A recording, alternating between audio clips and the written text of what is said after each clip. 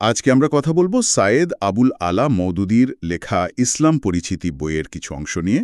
বেশ গুরুত্বপূর্ণ একটা বই।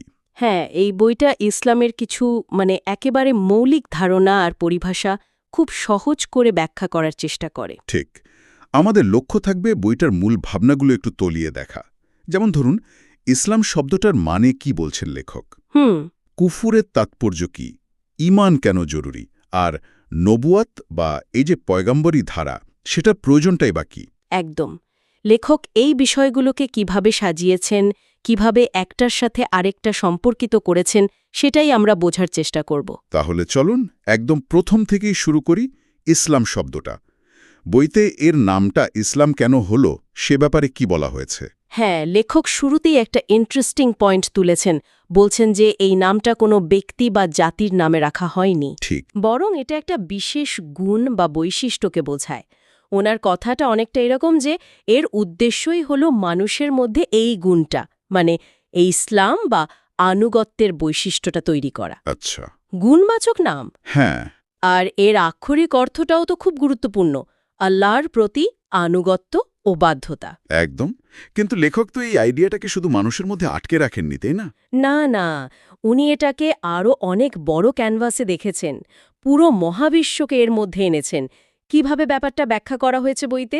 হ্যাঁ, উনি বলছেন যে এই যে বিশাল সৃষ্টিজগৎ, মানে আকাশের ওই তারা থেকে শুরু করে একদম ছোট্ট একটা কণা পর্যন্ত, সবকিছু। হ্যাঁ সবকিছু, এমনকি আমাদের নিজেদের শরীরের ভেতরে যে কাজগুলো অনবরত চলছে, যেগুলো আমাদের ইচ্ছার অধীন না, যেমন ধরুন হার্টবিট বা নিঃশ্বাস। ঠিক, এগুলো সবই নাকি আল্লাহর বানানো নিয়ম বা আইন অক্ষরে অক্ষরে মেনে চলছে। তার তারা সবাই প্রকৃতিগতভাবেই আল্লাহর আজ্ঞাবহ।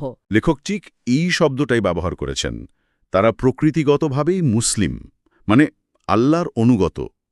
বইয়ের একটা লাইন তো এরকম যে সমগ্র সৃষ্টির ধর্মই হচ্ছে ইসলাম। চন্দ্র, সূর্য, তারা, গাছপালা, পাথর ও জীব জানোয়ার সবাই মুসলিম। বা এটা তো একটা বিরাট দৃষ্টিকোণ। পুরো ইউনিভার্সই তাহলে আল্লাহর নিয়মের অধীন। হুম। কিন্তু এই যে সর্বজনীন আনুগত্যের কথা বলা হলো, এর পরেই তো লেখক মানুষের ক্ষেত্রে একটা জরুরি পার্থক্য টেনেছেন। হ্যাঁ, এনেছেন মানুষের বিশেষত্বের জায়গাটা। ওই যে ইচ্ছা বা পছন্দের স্বাধীনতা, ইখতিয়ার যাকে বলা হচ্ছে। ঠিক, এই ইখতিয়ার বা স্বাধীন ইচ্ছাশক্তিটাই মানুষকে আলাদা করেছে। আর এই ইখতিয়ারকে কাজে লাগিয়েই তো পরিপূর্ণ মুসলিম হওয়ার প্রসঙ্গটা আসছে, তাই না? একদম। লেখক বলছেন মানুষ তখনই আসলে পরিপূর্ণ অর্থে মুসলিম হয় যখন সে তার এই পাওয়া স্বাধীনতাটা ব্যবহার করে, মানে নিজের ইচ্ছায় আল্লাহর দেওয়া বিধান বা পথ নির্দেশ মেনে চলে। আচ্ছা, তাহলে ব্যাপারটা দাঁড়াচ্ছে একদিকে প্রকৃতির নিয়মের অধীনে থাকা, আর একদিকে নিজের ইচ্ছায় সেই নিয়ম বা বিধানকে বেছে নেয়া। হ্যাঁ, এই দুটো মিলিয়েই পূর্ণাঙ্গ আনুগত্য। তার মানে তার জন্মগত বা প্রাকৃতিক যে আনুগত্য, সেটার সাথে সে যোগ করছে তার সচেতন ইচ্ছাকৃত আনুগত্যকে। বেশ, তাহলে এই যে স্বেচ্ছায় আনুগত্য বেছে নেয়ার ব্যাপারটা, এর উল্টো দিকটাও তো আছে, যারা বেছে নেয় না। হ্যাঁ, সেই ধারণাটাই হলো কুফর। কুফুরের আক্ষরিক অর্থ তো হল কোনো কিছু ঢেকে রাখা বা গোপন করা। লেখকের যুক্তি অনুযায়ী এখানে ঠিক কি গোপন করার কথা বলা হচ্ছে? লেখক বলছেন মানুষ আসলে স্বভাবগতভাবেই আল্লাহর অনুগত হয়ে জন্মায়, মানে তার ভেতরে একটা সহজাত প্রবণতা থাকে স্রষ্টাকে মানার। ফিতরাত যাকে বলে। হ্যাঁ, ফিতরাত। কিন্তু যখন কেউ আল্লাহকে বা তার বিধানকে অস্বীকার করে, সে আসলে তার এই আসল প্রকৃতি বা ফিতরাতকেই ঢেকে ফেলছে, গোপন করছে। আচ্ছা, এই জন্য তাকে কাফের বা গোপনকারী বলা হচ্ছে। ঠিক তাই। বইয়ের ভাষ্য অনুযায়ী সে যেন তার নিজের স্বভাবের উপরে একটা অজ্ঞতার পর্দা ফেলে দিচ্ছে। তার কুফর শুধু অবিশ্বাস নয়, এটা নিজের প্রকৃতির বিরুদ্ধাচারণও বটে। লেখকের যুক্তিটা সেরকমই। এই বিরুদ্ধাচারণের ফল বা পরিণাম বোঝাতে লেখক বেশ কিছু বেশ ওজনদার শব্দ ব্যবহার করেছেন। অজ্ঞতা, জুলুম। হ্যাঁ, জুলুম বা অবিচার, এমনকি বিদ্রোহ, অকৃতজ্ঞতা, নেমখারামি, এই শব্দগুলো আছে। এই জুলুম বা অবিচারের বিষয়টা যদি একটু ব্যাখ্যা করেন, কেন কুফুরকে জুলুম বলা হচ্ছে? দেখুন, লেখকের ব্যাখ্যাটা হলো প্রত্যেকটা জিনিসেরই তো একটা আসল প্রকৃতি আছে, একটা উদ্দেশ্য আছে যা স্রষ্টা ঠিক করে দিয়েছেন। হুম। জুলুম মানে হলো কোনো জিনিসকে তার এই প্রকৃতি বা উদ্দেশ্যের বিরুদ্ধে ব্যবহার করা। আচ্ছা। তো যে আল্লাহকে অস্বীকার করছে সে তার নিজের শরীর, তার মন, বুদ্ধি, মানে আল্লাহ যা কিছু তাকে দিয়েছেন, যা সবই আল্লাহর দান। হ্যাঁ, সেগুলোকে সে স্রষ্টার ইচ্ছার বিরুদ্ধে ব্যবহার করছে।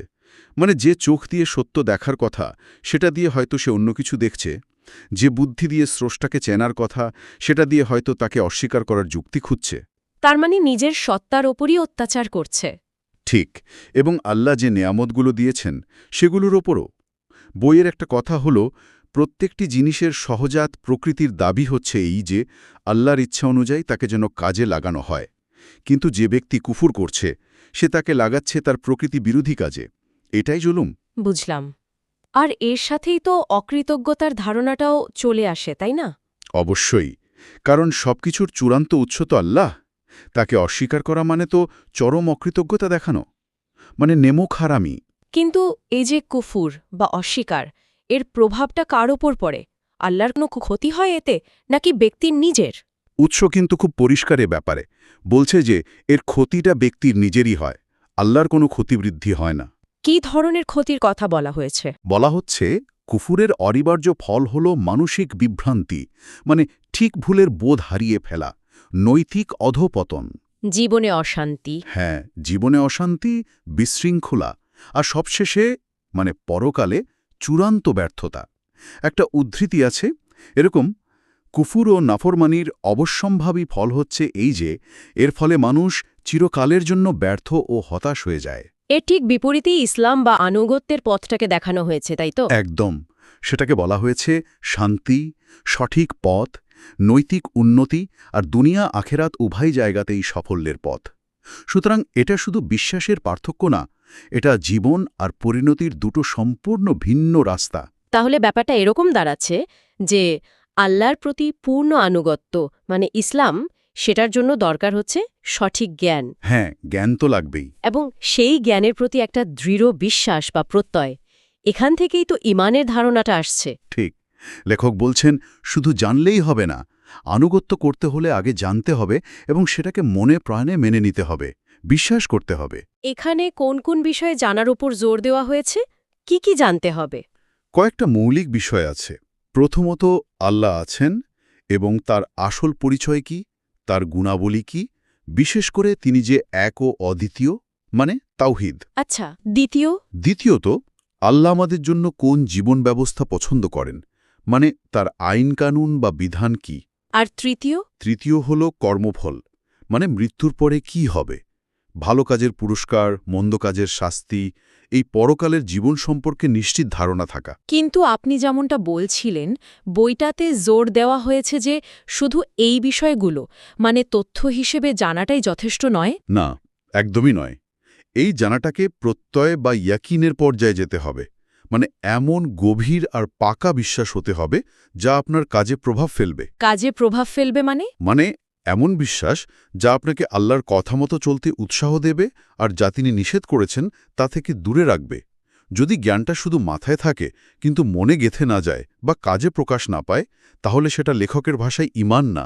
এই সম্পর্কটা বোঝানোর জন্য বইতে একটা উপমা ব্যবহার করা হয়েছে না, বীজ আর গাছের। হ্যাঁ, খুব সুন্দর উপমা। ঈমানকে বলা হয়েছে বীজের মতো, আর ইসলাম বা আল্লাহর প্রতি আনুগত্য হল সেই বীজ থেকে গজানো চারাগাছ বা পূর্ণাঙ্গ গাছ। তার মানে বীজ ছাড়া যেমন গাছ হয় না, ঠিক তেমনি ঈমান ছাড়া প্রকৃত ইসলাম বা আনুগত্য সম্ভব নয়। বইয়ের কথাটাই হল বীজের সাথে গাছের যে সম্পর্ক, ইসলাম ও ঈমানের সম্পর্ক ঠিক অনুরূপ। আচ্ছা, এই ঈমান আর তার সাথে কাজের মিল বা অমিলের ভিত্তিতে লেখক তো মানুষকে 4টা শ্রেণীতে ভাগ করেছেন। হ্যাঁ, করেছেন। এই শ্রেণীবিভাগটা বেশ ইন্টারেস্টিং। কি সেই 4টা শ্রেণী যদি সংক্ষেপে বলেন? প্রথম হল সত্যিকারের মুসলিম, মানে যাদের ঈমানও আছে, আবার কাজে কর্মেও তারা আল্লাহর হুকুম মানার চেষ্টা করে। আচ্ছা, দ্বিতীয়?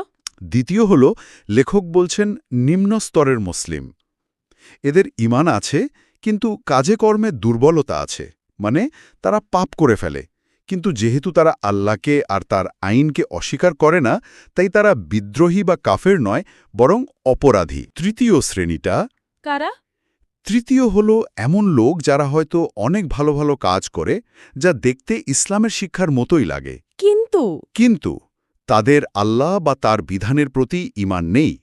লেখক বলছেন, ঈমান না থাকার কারণে তাদের ওই ভালো কাজগুলো আল্লাহর কাছে গ্রহণযোগ্য হয় না এবং তারা বিদ্রোহী বা কাফের হিসেবেই গণ্য হয়। আর চতুর্থ হলো যারা আল্লাহকেও মানে না, আবার খারাপ কাজেও লিপ্ত। এদেরকে সবচেয়ে নিকৃষ্ট শ্রেণী বলা হয়েছে। এই শ্রেণীবিভাগ থেকে তো এটা খুব স্পষ্ট যে ঈমানকে একেবারে কেন্দ্রীয় একটা বিষয় হিসেবে দেখা হচ্ছে, মানে কাজের মূল্যায়নের ভিত্তিই হল ঈমান। ঠিক তাই। কিন্তু এখানে একটা প্রশ্ন আসে, এই যে এত জরুরি জ্ঞান, আল্লাহর সত্তা, তার গুণাবলী, পরকাল, এগুলো তো সবই অদৃশ্যের বিষয়, তাই না? হ্যাঁ, গায়েবের বিষয়। তো এই গায়েবের জ্ঞান মানুষ পাবে কোত্থেকে? নিজেরা চিন্তা করে বা গবেষণা করে কি এগুলো জানা সম্ভব? এখানেই লেখক নবুয়ত বা পয়গম্বরী ব্যবস্থার প্রয়োজনীয়তার কথা বলছেন। উনি যুক্তি দিচ্ছেন যে আমাদের জ্ঞান, আমাদের ইন্দ্রিয়, এগুলো খুব সীমাবদ্ধ। শুধু নিজের বুদ্ধি দিয়ে বা চোখে দেখে আল্লাহর আসল পরিচয় জানা, তার গুণাবলী বোঝা, তিনি আমাদের জন্য কি নিয়মকানুন পছন্দ করেন বা মৃত্যুর পর কি হবে, এইসব গায়েবের বিষয়ে নির্ভুল আর পূর্ণাঙ্গ জ্ঞান পাওয়া মানুষের পক্ষে সম্ভব না। চেষ্টা করলে ভুল হতে পারে। হ্যাঁ, ভুল হতে পারে বা ধারণাটা অসম্পূর্ণ থাকতে পারে। এই সীমাবদ্ধতাটা কাটানোর জন্যই লেখকের মতে আল্লাহ নিজে ব্যবস্থা করেছেন। কি সেই ব্যবস্থা? আল্লাহ মানুষের মধ্যে থেকেই কিছু বিশেষ ব্যক্তিকে বেছে নিয়েছেন। তাদেরকেই নবী বা রাসূল বলা হয়। আচ্ছা। আল্লাহ তাদেরকে ওহীর মাধ্যমে, মানে বিশেষ ঐশিক জ্ঞানের মাধ্যমে নিজের সম্পর্কে, তার ইচ্ছা সম্পর্কে, পরকাল সম্পর্কে এইসব গায়েবের বিষয়ে সঠিক ও নির্ভুল জ্ঞান দেন। আর নবীদের কাজ হলো সেই জ্ঞানটা অন্যদের কাছে পৌঁছে দেওয়া। একদম। বইতে একটা সুন্দর উপমাও দেওয়া হয়েছে। যেমন আমাদের দেখার জন্য চোখ, শোনার জন্য কান, বাঁচার জন্য আলো বাতাস দরকার, এগুলো আল্লাহ দিয়েছেন। আবার ধরুন, বাড়ি বানানোর জন্য ইঞ্জিনিয়ার, চিকিৎসার জন্য ডাক্তার দরকার, সেই প্রতিভা বা যোগ্যতাও তিনি মানুষকে দিয়েছেন। ঠিক তেমনি আত্মিক পথ পাওয়ার জন্য, আল্লাহকে ঠিকমতো চেনার জন্য তিনি নবী রাসূলদের ব্যবস্থা করেছেন। এটা আল্লাহরই একটা রহমত।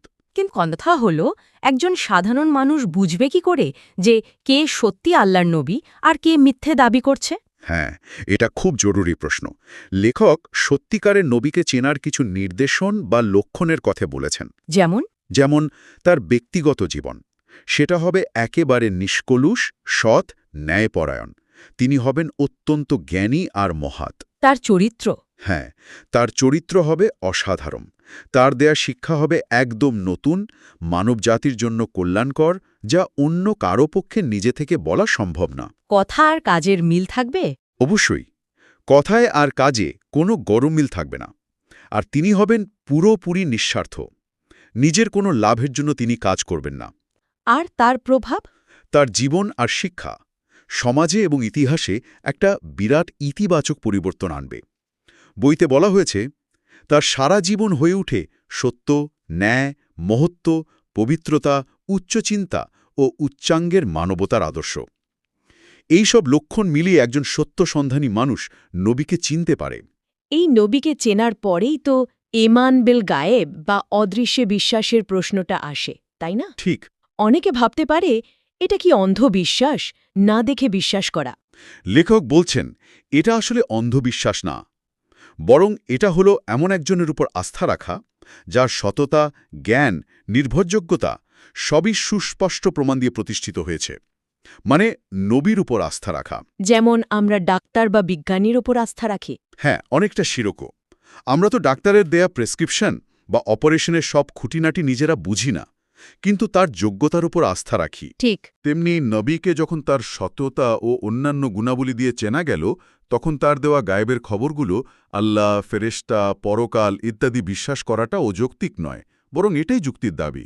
আর একবার কাউকে নবী হিসেবে মেনে নেওয়ার পর তার সব কথা, সব নির্দেশ মেনে নেওয়াটা কি জরুরি? লেখক বলছেন অপরিহার্য, কারণ নবী তো নিজের থেকে কিছু বলেন না, তিনি যা বলেন আল্লাহর পক্ষ থেকেই বলেন। তার মানে নবীকে অস্বীকার করা মানে আল্লাহকেই অস্বীকার করা? হ্যাঁ, প্রকারান্তরে তাই দাঁড়ায়। লেখক বলছেন এটা সবিরোধী যে একজনকে আল্লাহর নবী বলে মানব, কিন্তু তার কথা শুনব না বা তার দেওয়া খবর অবিশ্বাস করব। যদি কেউ প্রমাণ পাওয়ার পরেও নবীকে অস্বীকার করে? লেখক মনে করেন সেক্ষেত্রে সমস্যাটা সাধারণত অস্বীকারকারীর নিজের মধ্যেই থাকে। হয়তো তার কোনো গোড়ামি আছে বা অহংকার আছে। অথবা বাপদাদার তাকলিদ, মানে অন্ধ অনুকরণ। হ্যাঁ, সেটাও হতে পারে। অথবা হয়তো সে তার নিজের সুবিধামতো চলতে চায়। নবীর কথা মানলে তো কিছু নিয়মকানুনের মধ্যে আসতে হবে, সেই স্বাধীনতাটা সে হারাতে চায় না। আচ্ছা, বুঝলাম। তাহলে এই নবী রাসূলরা যে জ্ঞানটা নিয়ে এসেছেন, সেটার একদম সারমর্ম বা মূল কথাটা কি? বই অনুযায়ী সমস্ত নবী রাসূলের দাওয়াতের মূল কথাই হল একটাই ঘোষণা, লা ইলাহা ইল্লাল্লাহ। আল্লাহ ছাড়া কোনো উপাস্য নেই। হ্যাঁ, এটাকে ইসলামের একেবারে ভিত্তি বা ফাউন্ডেশন বলা হয়েছে। এর সরল অর্থ তো আমরা জানি, কিন্তু এর গভীরে যে মানেটা লুকিয়ে আছে, লেখক সেটা কিভাবে ব্যাখ্যা করেছেন, বিশেষ করে ওই ইলাহ শব্দটা। ইলাহ শব্দটার অর্থ লেখক বেশ বিস্তারিতভাবে ব্যাখ্যা করেছেন। উনি বলছেন, ইলাহ মানে শুধু গড বা ঈশ্বর নয়। তাহলে কি? ইলাহ হলেন এমন সত্তা যিনি এক, উপাসনা বা ইবাদত পাওয়ার একমাত্র যোগ্য; দুই, যার রয়েছে সবকিছুর উপর চূড়ান্ত ক্ষমতা ও আধিপত্য; তিন, যিনি কারো উপর নির্ভরশীল নন, বরং সবাই তার উপর নির্ভরশীল, মানে স্বয়ংসম্পূর্ণ; চার, যিনি আমাদের জ্ঞান, ধারণা বা কল্পনার অনেক ঊর্ধ্বে; আর পাঁচ, যিনি এই পুরো সৃষ্টি জগতের স্রষ্টা, মালিক ও নিয়ন্ত্রক। এতগুলো অর্থ? হ্যাঁ, আর আল্লাহ হল এই রকম গুণাবলী সম্পূর্ণ একমাত্র ও অদ্বিতীয় সত্তার আসল বা জাতি নাম। তাহলে লা ইলাহা ইল্লাল্লাহ বলার মানে দাঁড়াচ্ছে এই যে এতগুলো গুণ আর ক্ষমতা বললাম, এগুলো নিরঙ্কুশভাবে একমাত্র আল্লাহরই, আর কারোর মধ্যে এমনকি আংশিকভাবেও এই গুণগুলো নেই। আর তাই উপাসনা পাওয়ার যোগ্য একমাত্র তিনিই। অন্য কোনো সত্তা, সে যেই হোক, তার মধ্যে ইলাহ হওয়ার কোনো যোগ্যতাই নেই। এই একত্ববাদের ধারণা থেকে মানুষ যে যুগে যুগে সরে গেছে, সেটার একটা চিত্র তো লেখক দিয়েছেন। হ্যাঁ, দিয়েছেন। দেখিয়েছেন কিভাবে মানুষ অজ্ঞতার কারণে প্রথমে প্রকৃতির শক্তি যেমন সূর্য, চাঁদ, আগুন এগুলোর পূজা শুরু করল। তারপর এলো বহু ঈশ্বরবাদ, মানে এক একটা কাজের জন্য এক একজন দেবতা বা খোদা কল্পনা করা, যেমন বিদ্যার দেবী, ধনের দেবতা, বৃষ্টির দেবতা ইত্যাদি। এমনকি অনেকে তো একজন বড় ঈশ্বরকে মেনেও। হ্যাঁ, সেটাও হয়েছে। একজন পরমেশ্বর বা সৃষ্টিকর্তাকে স্বীকার করেছে ঠিকই, কিন্তু তার সাথে সাথে আরও অনেক ছোট ছোট সত্তা, যেমন দেবদেবী, ফেরেশতা, পীর, দরবেশ, অবতার, এদেরকেও তার কাজে সাহায্যকারী বা তার ক্ষমতার অংশীদার বানিয়ে ফেলেছে। এদের কাছেও সাহায্য চায়, এদেরকেও পূজা করে। এটাকে ইসলামে বলা হয় শিরক, মানে আল্লাহর সাথে অংশীদার বানানো। ঠিক। তো লা ইলাহা ইল্লাল্লাহ এই সব ধরনের শিরক আর বহু ঈশ্বরবাদকে একেবারে বাতিল করে দেয়। কিভাবে? যুক্তিটা কি? যুক্তিটা হল, ইলাহের যে গুণগুলো আমরা আলোচনা করলাম, যেমন অসীম ক্ষমতা, সবকিছু জানা, চিরকাল থাকা, এই গুণগুলো তো মন্তিগতভাবে ভাগাভাগি করা সম্ভব না। ঠিক। যদি একাধিক ইলাহ থাকত, তাহলে তো কেউই আর অসীম বা সর্বশক্তিমান হতে পারত না। তাদের মধ্যে ক্ষমতা নিয়ে দ্বন্দ্ব লাগত, কে কার কথা শুনবে। মহাবিশ্বে তো একটা শৃঙ্খলা দেখা যায়। ঠিক তাই। এই যে মহাবিশ্বের সৃষ্টি আর পরিচালনায় এত নিখুঁত নিয়ম, এত সমন্বয়, এটাই প্রমাণ করে যে এর পেছনে একজনই পরিকল্পনাকারী, একজনই পরিচালক আছেন। একাধিক স্বাধীন ইচ্ছা থাকলে এই একতা আর শৃঙ্খলা থাকত না। খুবই জোরালো যুক্তি। কিন্তু লেখক তো শুধু এই তাত্ত্বিক বা যৌক্তিক দিকটাই বলেননি। উনি দেখিয়েছেন যে এই লা ইলাহা ইল্লাল্লাহতে বিশ্বাস করার ফলে একজন মানুষের জীবনে তার চরিত্রে কী ধরনের পরিবর্তন আসে। হ্যাঁ, এটাই খুব গুরুত্বপূর্ণ অংশ। এই বিশ্বাসের ব্যবহারিক বা প্র্যাকটিক্যাল প্রভাবটা কি? অনেকগুলো প্রভাবের কথা বলা হয়েছে, কয়েকটা যদি আমরা উল্লেখ করি। অবশ্যই। যেমন ধরুন, প্রথমত, এই বিশ্বাস মানুষের দৃষ্টিভঙ্গিকে বিশাল করে দেয়। কিভাবে? সে বুঝতে পারে আল্লাহ শুধু তার নিজের বা তার জাতির বা তার দেশের রব নন, তিনি সারা জাহানের রব। তখন তার ভেতর থেকে সব রকম সংকীর্ণতা, যেমন জাতিভেদ, বর্ণভেদ, দেশপ্রেমের নামে অন্যকে ঘৃণা করা, এগুলো চলে যায়। আচ্ছা, আর? দ্বিতীয়ত, তার মধ্যে দারুণ একটা আত্মসম্মান বোধ তৈরি হয়। সে জানে একমাত্র আল্লাহই সব কিছুর মালিক, সব ক্ষমতার উৎস। তাই সে আল্লাহ ছাড়া আর কারো সামনে মাথা নত করে না। কোনো মানুষ, কোনো শক্তি, কোনো পদের সে পড়ুয়া করে না। কিন্তু সে কি অহংকারী হয়ে যায়? না, এখানেই ব্যালেন্সটা। তৃতীয় প্রভাব হল বিনয়। সে যেমন কারু কাছে মাথা নত করে না, তেমনি অহংকারীও হয় না। কারণ সে জানে তার যা কিছু আছে, যোগ্যতা, সম্পদ, সম্মান, সবই আল্লাহর দান, নিজের কোনো বাহাদুরি নেই। তাই সে থাকে বিনয়ী। চতুর্থ প্রভাবটা কি? তাকওয়া বা দায়িত্ববোধ। সে সবসময় সচেতন থাকে যে আল্লাহ তাকে দেখছেন, তার সব কথা শুনছেন, তার মনের চিন্তাও জানেন। আর একদিন তাকে আল্লাহর কাছে সব কাজের হিসাব দিতে হবে। এর ফলে সে খারাপ কাজ থেকে দূরে থাকে? হ্যাঁ, সে অন্যায় আর পাপ থেকে বাঁচার চেষ্টা করে, আর ভালো কাজ করতে উৎসাহ পায়। সে এটাও বোঝে যে মুক্তি পাওয়ার জন্য আল্লাহর সন্তুষ্টি ছাড়া আর কোনো শর্টকাট বা কোনো পীর দরবেশের সুপারিশ কাজে আসবে না। আর কোনো প্রভাব? আরও আছে, যেমন তার মধ্যে প্রচণ্ড সাহস আর দৃঢ়তা আসে। সে শুধু আল্লাহকেই ভয় করে, তাই দুনিয়ার আর কোনো শক্তিকে ভয় পায় না। সত্য কথা বলতে বা ন্যায়ের পথে চলতে সে পিছপা হয় না। বিপদে পড়লে? বিপদে সে ভেঙে পড়ে না, কারণ সে জানে তার ভরসা করার জন্য এক অসীম ক্ষমতার মালিক আছেন। সে হতাশ হয় না। আচ্ছা। তার মধ্যে একটা পরিতৃপ্তি আসে। আল্লাহর দেওয়া বিধানে সে সন্তুষ্ট থাকে, তাই অন্যের ধনসম্পদ বা সাফল্যের প্রতি তার লোভ বা হিংসা কমে যায়। আর সবশেষে? সবশেষে সে মন থেকে আল্লাহর আইন মেনে চলার চেষ্টা করে, শুধু পুলিশের ভয়ে বা লোকের ভয়ে না, বরং আল্লাহর ভালোবাসা আর তার সন্তুষ্টি পাওয়ার জন্যই সে আইন মানে। বাহ! তার মানে এই একটা বিশ্বাস মানুষের পুরো জীবন দর্শনার চরিত্রকেই বদলে দিতে পারে। লেখকের বক্তব্য অনুযায়ী পারে, এবং এটাই স্বাভাবিক।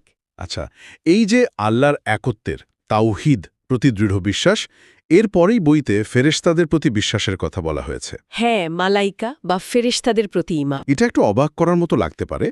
তাওহীদের সাথে ফেরেশতাদের বিশ্বাসের সম্পর্কটা কি? এটা কেন জরুরি? দেখুন, লেখক এখানে একটা খুব ইন্টারেস্টিং পয়েন্ট তুলেছেন। ফেরেশতাদের প্রতি বিশ্বাস আসলে তাওহীদকে রক্ষা করতে সাহায্য করে। রক্ষা করে কিভাবে? উনি ব্যাখ্যা করছেন, ইতিহাসে দেখা গেছে মানুষ অনেক সময় প্রকৃতির বিভিন্ন শক্তি বা কাজ যারা নিয়ন্ত্রণ করে, যেমন বাতাস চালানো, বৃষ্টি দেওয়া, রূহ কবচ করা, এই অদৃশ্য শক্তিগুলোকে দেবতা বানিয়ে ফেলেছেন। মানে এদের কি আল্লাহর অংশীদার ভেবেছে? হ্যাঁ, এদেরকেই পূজা করতে শুরু করেছে। ইসলামে ফেরেশতাদের যে ধারণা দেওয়া হয়েছে সেটা এই শিরকের দরজাটা বন্ধ করে দেয়। কিভাবে? কারণ ইসলাম বলছে ফেরেশতারা আল্লাহরই সৃষ্টি। তারা খুবই শক্তিশালী, বিভিন্ন গুরুত্বপূর্ণ দায়িত্বও পালন করেন, কিন্তু তারা আল্লাহর আজ্ঞাবহ কর্মচারী বা দাস মাত্র। তাদের নিজস্ব কোনো ক্ষমতা বা ইচ্ছা নেই? আল্লাহর ইচ্ছার বাইরে যাওয়ার কোনো ক্ষমতা বা ইচ্ছা তাদের নেই। তারা কোনোভাবেই আল্লাহর অংশীদার বা স্বাধীন সত্তা নন, আর উপাসনা পাওয়ারও যোগ্য নন। আচ্ছা, তাহলে ফেরেশতাদের প্রতি বিশ্বাস আসলে আল্লাহর একত্বকেই আরও পাকাপোক্ত করছে। ঠিক তাই, এটা শিরকের একটা সম্ভাব্য পথ বন্ধ করে দিচ্ছে। তাই তাওহীদের পরেই এর স্থান। তাহলে সৈয়দ আবুল আলা মদুদির ইসলাম পরিচিতি বইয়ের এই অংশগুলো থেকে আমরা যা বুঝলাম, লেখক আসলে একটা পুরো কাঠামোর কথা বলছেন, যেখানে ইসলাম হল আল্লাহর প্রতি স্বেচ্ছায় জেনে বুঝে আত্মসমর্পণ করা। আর এই আত্মসমর্পণের ভিত্তিটা হলো ঈমান। হ্যাঁ, এমন ঈমান বা বিশ্বাস যা শুধু জ্ঞান নয়, বরং একটা গভীর প্রত্যয়। এই প্রত্যয় আসে মূলত আল্লাহর একত্ব বা তাওহীদ এবং তার পাঠানো নবী রাসূলদের নবুয়তকে চিনে মেনে নেওয়ার মাধ্যমে। নবীদের চিনে তাদের সত্যতা যাচাই করে তাদের দেওয়ার শিক্ষাকে গ্রহণ করে এই ঈমানটা পূর্ণতা পায়। আর সেই শিক্ষার মূল কথাই হল লা ইলাহা ইল্লাল্লাহ, আল্লাহ ছাড়া কোনো উপাস্য নেই। লেখক দেখিয়েছেন এই বিশ্বাসটা গ্রহণ করা বা না করার উপরে নির্ভর করছে একজন মানুষের দৃষ্টিভঙ্গি, তার চরিত্র, তার কাজ এবং তার শেষ পরিণতি। বইটি খুব জোরের সাথেই বলছে যে স্রষ্টাকে চিনে তার দেখানো পথে চলার মধ্যেই মানুষের আসল কল্যাণ, সম্মান, শান্তি আর উভয় জগতের সাফল্য। আর উল্টো দিকে স্রষ্টাকে অস্বীকার করা বা তার পথ থেকে সরে যাওয়া মানেই হল অজ্ঞতা, বিভ্রান্তি, অন্যায় আর শেষ পর্যন্ত ব্যর্থতা ও অশান্তি। হ্যাঁ, লেখক এমন একটা চিত্রই এঁকেছেন যেখানে মানুষের সব সার্থকতা বা ব্যর্থতা নির্ভর করছে স্রষ্টার সাথে তার সম্পর্কের ওপর। সেটা কি আনুগত্যের নাকি বিদ্রোহের? আলোচনার শেষে একটা প্রশ্ন রেখে যাই, যা নিয়ে হয়তো শ্রোতারা ভাবতে পারেন। বলুন। বইটি একদিকে বলছে মানুষের মধ্যে একটা সহজাত ইসলামী প্রকৃতি আছে, মানে স্রষ্টাকে মানার একটা প্রবণতা নিয়ে সে জন্মায়। হ্যাঁ, ফিতরাতের কথা। আবার অন্যদিকে তাকে সেই পথটা সচেতনভাবে বেছে নেওয়ার স্বাধীনতাও দেওয়া হয়েছে, ইখতিয়ার। তো এই দুটো বিষয়ে মানে আমাদের ভেতরের এই সহজাত প্রবণতা আর আমাদের সচেতন পছন্দ বা অপছন্দ, এই দুটো কিভাবে একে অপরের সাথে ক্রিয়া প্রতিক্রিয়া করে, কিভাবে এটা আমাদের জীবনের পথ, আমাদের ভেতরের দ্বন্দ্ব বা শান্তি, আমাদের নিজেদেরকে খুঁজে পাওয়া বা হারিয়ে ফেলার অনুভূতিকে তৈরি করে। এই উৎসের আলোকে দেখলে এই দুয়ের টানাপোড়েনটাই কি মানব জীবনের মূল পরীক্ষা?